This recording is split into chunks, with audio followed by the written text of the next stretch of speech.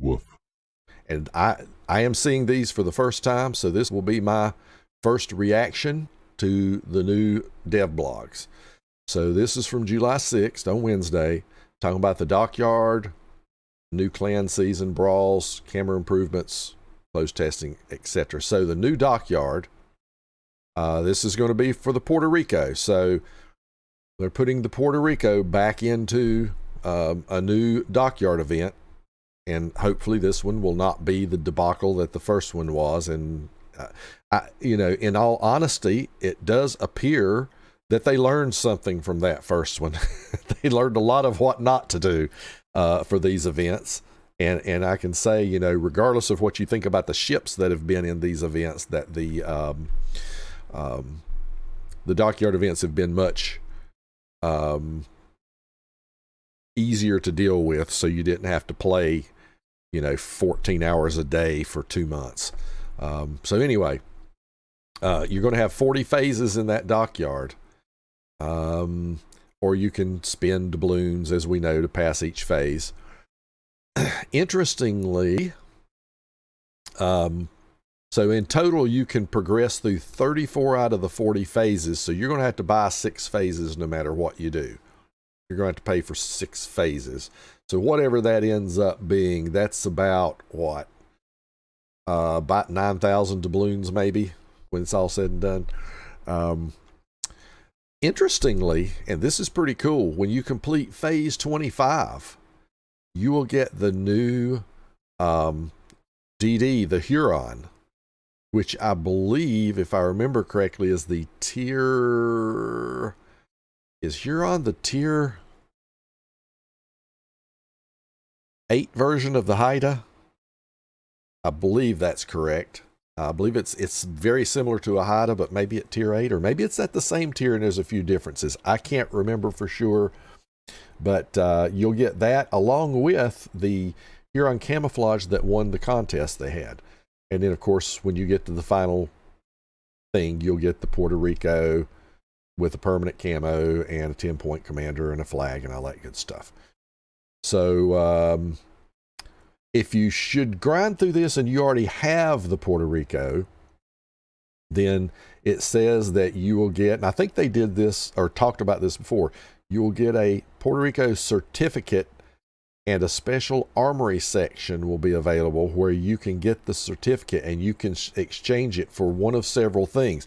This is actually kind of cool, and I imagine people that have the Puerto Rico may want to grind this out, because what they're doing is it looks like they're allowing you to exchange it for enough of any resource you choose, doubloon, steel, research points, or coal, to get another tier 10 ship.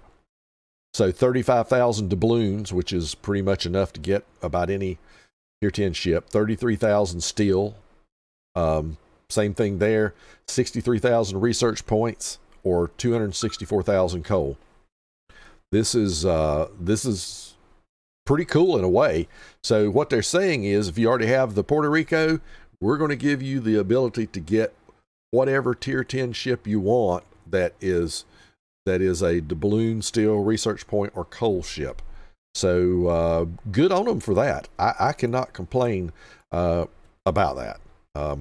I don't have the Puerto Rico, so I'll be trying to grind that. And then don't forget, if you should buy some of the starter packs and you get to the Puerto Rico, don't stop grinding that unless you are just worn out, because every time you get another ship phase, you get 250 steel. So, and then, you know, add your clan bonus onto that, and it's really 275 steel. So really cool. There's actually a link here that I'll click it, but there's a link here that you can go through with a spreadsheet showing what the groups and the missions are and the reward and all of that stuff. But we won't go through that in detail, although maybe we'll look down here and go into let's go down to group 8 and see what some of the stuff is. How many groups are there? 10 groups. Yeah, let's go down to as low as group 8. Okay. And how many shipbuilding? Actually, let's back up. Like if you're looking at group 5, you get You get 3 phase tokens out of that group, 3 phase tokens out of 6. You start getting 4 phase tokens out of group 7. Interesting. So let's actually look at tier 7. You got to complete 6 out of the 9, spot 100 torps, earn 1,700 ribbons, earn 220,000 commander XP, 42,000 base XP. What else we got? Deal 1.1 million damage. And let's see, that's for super ships and destroyers only, it looks like. Okay, no, it's for tier 5 up through super ships, destroyers only. Then you got a cruiser mission to deal 1.4 million damage and a battleship mission to deal 1.95 million damage. That kind of thing. Then you have same thing with carriers. And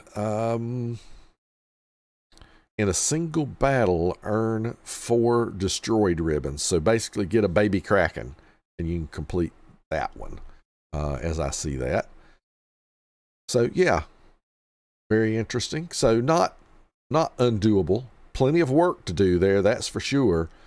But yeah, and it looks like at the early groups you're starting off. So you're getting 3 phases per group in the first, what did I say, the first 6 groups.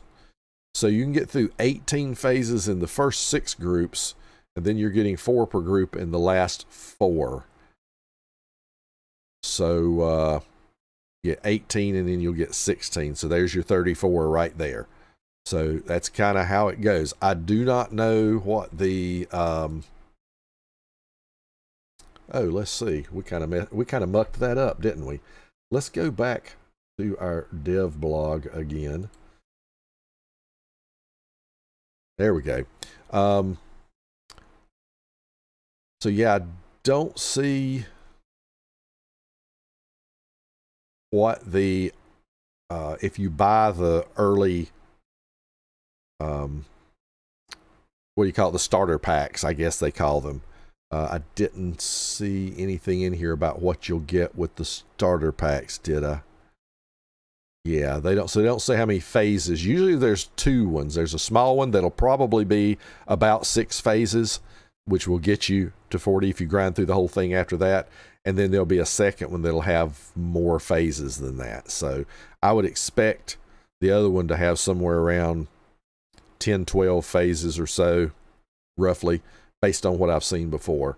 Now, British Battleships Part 2. No, we haven't got there yet. New clan battle season, August 15 to October 3rd. It will be tier 8 ships in a 6x6 format. Interesting. No carriers. No more than 1 battleship. Very interesting. Okay. Break out the terrible. Let's see. Brawls. So we're getting 3 Brawls in update 11.7. So August 15, 22nd is 12 versus 12 tier 6 battleships. Wow. Okay. Then the second Brawl, August 22nd to 29th, is 4 versus 4 tier 4 ships, where you can have a CV. You can have up to 3 BBs, up to 3 cruisers, up to 3 DDs. Interesting. And in the last Brawl, 3-on-3 tier 4 ships. Very interesting. And again, in this case, it's 1 CV max, 2 BBs, 2 cruisers, 2 DD max. That's all very, very interesting. Tier 4. And then tier 6 battleships. So we may have to look at that from a Tater's perspective and see what ships look good for those. Now let's see. British Battleships Part 2. Updating the Port of London.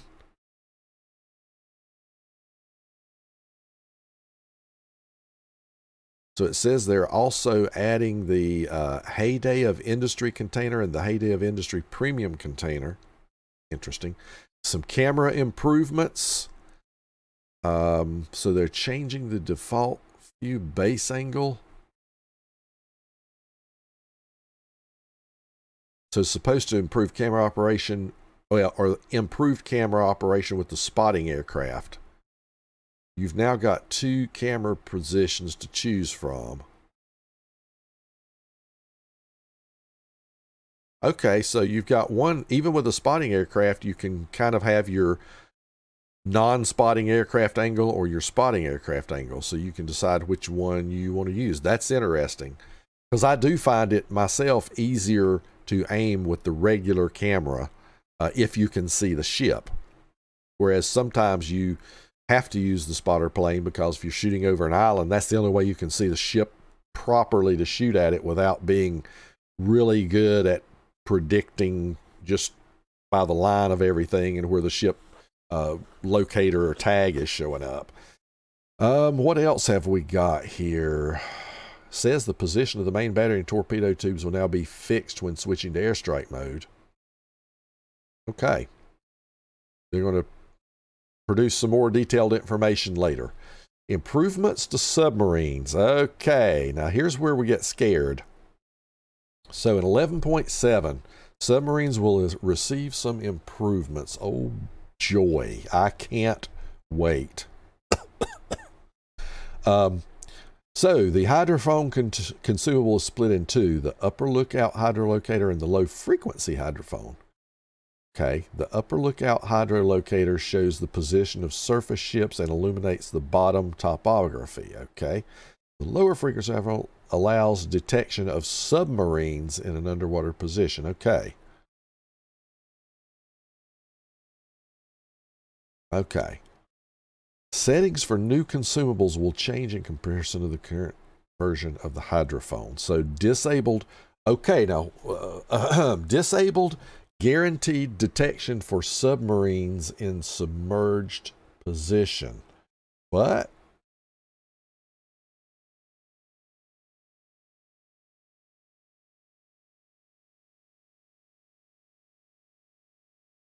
Okay.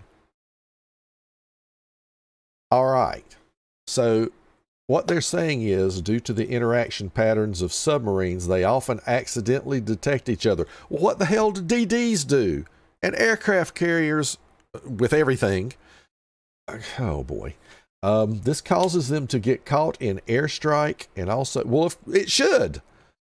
If your DD detects their DD, that's the only freaking way you've got to detect them.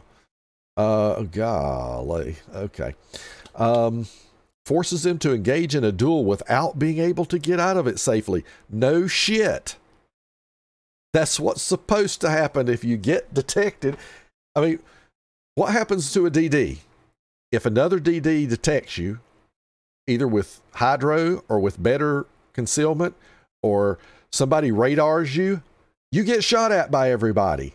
Why can't that be the same thing for submarines? I mean, it's not like you're going to drop one airstrike on them and kill them anyway. It's going to take multiple airstrikes to even get close to killing one. We already know that.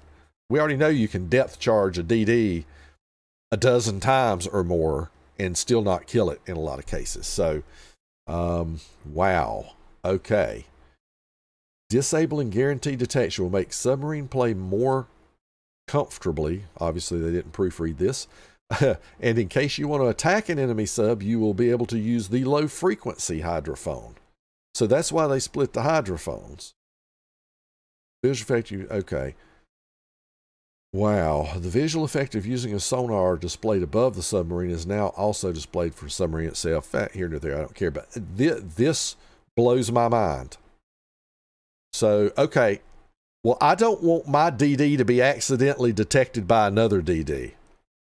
Even if it's got the same concealment or even worse concealment. I don't want it to be detected, because then I don't have engaging gameplay. This doesn't make any sense to me whatsoever. Wow. So the protected classes of submarines and CVs, you know, we just can't. We can't have them get in a situation where the gameplay is difficult because they screwed up and got in the wrong place and got detected.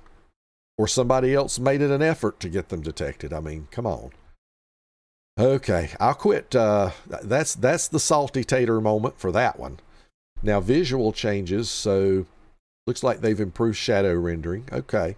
And they're talking about minimum system requirements for shader model 5.0, GeForce GTX 460 or Radeon HD 570. Okay, yeah. I think that most people won't have trouble with that, although that's been one of the beauties of World of Warships. I mean, honestly, before I got my gaming computer, this was one of the few games that I could run, you know, that had a decent graphics content that I could actually run on my old computer that had what was technically termed as a video card in it, but not really. And it would run it fine. But yeah, I mean, it won't be a big problem for most people unless you do have an older computer, in which case, you know, you're just, I guess, out of luck. So what else is happening here? Content additions and changes for European DDs. So special permanent camos for the European DDs, tiers 5 to 10, have been updated. They are now called Traditions of the North. That looks pretty good. I especially like this symbol right here on the side. That looks really good. So again, kudos to the art department. I don't think I've ever heard anybody criticize the art department at Wargaming. So I mean, yeah, they just do great work. Even if it's not a pretty camo, it's still great work. So permanent camos, Cloud Privateer for New Hampshire and North Sea for Incomparable. The Incomparable one looks okay. I'd call it decent. It's good. It's not great, just for my tastes. I'm not sure about the New Hampshire. I'm guessing that's supposed to have a bit of a like USS Constitution, you know, it's supposed to have an old cannon laden ship kind of feel to it in a way. So I'm not sure. I'm kind of in the middle on that one. It looks great. But I would rate it as a good camo. For people that are into this kind of stuff, they'll love this because it does look really good, I gotta admit. And then we get some commanders, William Leamington and Minakami Shiori, and some patches and some flags. Okay, I don't know who these commanders are or what they do. Looks like William has a monkey on his back, so to speak. So, okay. And I'm not sure about this one. I don't know. I'm not sure who they are or what they do, but we'll find out at some point. Wow, okay. So that was a lot. Thank you so much for watching the video. Don't forget to like and subscribe. And if you want to see notifications of future videos, just ring the bell. Until next time, Tater Dawg says, woof.